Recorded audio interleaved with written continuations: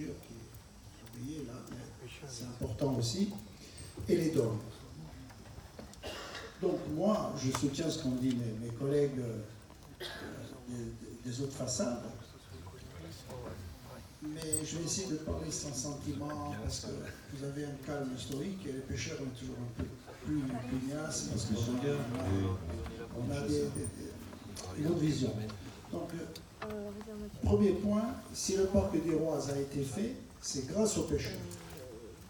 Premier parc, test, je crois que Thierry peut en témoigner, c'est grâce même aux pêcheurs corses qui sont montés montrer ce qu'était le parc de communication. Ça a été un défi il y a quelques années. C'est fait, c'est dit. Donc, ce que je veux dire par là, c'est que je ne veux pas venir sur je dirais, ce qui nous divise, ce qui nous unit. Moi, ce que je veux vous dire, il y a un mot très fort qui n'a pas été dit, à mes yeux, c'est la confiance. Il y a un manque de confiance. La confiance, on peut l'acquérir, pas tout de suite, mais on peut la perdre très très vite. Donc, restaurons cette confiance, apprenons à travailler ensemble parce qu'il n'y a pas les bons d'un côté et les mauvais de l'autre, mais il faut alimenter cette confiance, chose qui aujourd'hui manque. Je vous le dis très clairement, chacun y va de sa touche, de son honnêteté. Il y en a qui gèrent la mer comme un champ de pommes de terre avec un rendement de 75%. D'autres, ils le font avec du riz. Il faut un verre de riz pour faire pour 2 personnes pour la paella. Nous, on gère la mer différemment. Et je crois que notre présence ici, présence forte de la profession, c'est qu'on veut continuer. On veut aller vers l'avant. Donc, il faut qu'on arrive à travailler dans le bon sens.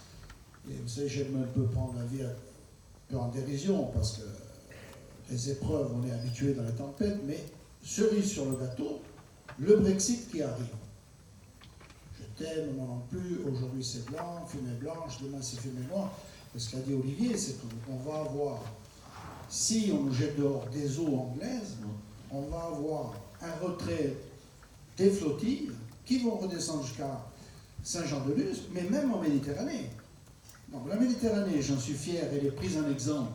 Les Posidonies qui sont prises en exemple, parlons-en. Qui c'est qui fait les efforts? C'est les pêcheurs, les zones de mouillage. Dès qu'on je parle des causes là, oui. Et je conclurai sur ça. Dès qu'on parle de mouillage, de mouillage organisé, de balisage, aujourd'hui on nous interdit de baliser par exemple les parcs marins, les cantonnements. Vous savez que les premiers cantonnements ont été faits en 1963. 1963, la profession prenait conscience qu'il fallait gérer, avec toutes les restrictions.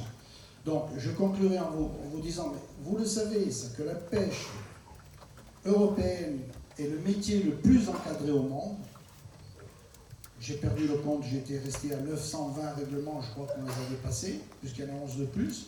Donc, tenez compte de tout ça, tenons compte de tout ce qui peut nous opposer. Aujourd'hui, je pense qu'on ne part pas d'une feuille blanche, je veux dire. La page est écrite, mais à un moment donné, il faut que les professionnels que nous soyons, que ce soit plus vu comme on l'a fait jusqu'à présent par des terriens. Je ne vais pas citer, parce que je peux citer Tabarny, mais ce n'est pas la peine.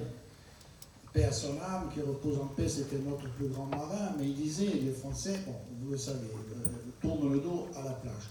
Donc, nous sommes, nous, aujourd'hui, en situation de résistance, parce que si on ne nous donne pas la possibilité de gagner notre vie, du droit à produire, de nourrir la planète, avec l'aquaculture, bien sûr, ben on est mort. Je vous le dis ici tranquillement, on est à Biarritz, il fait très beau, mais il faut que vous preniez conscience de ce que la profession vient de vous dicter et ce qu'on va vous dicter encore plus. Donc, alimentons la confiance. Merci. Merci beaucoup, monsieur.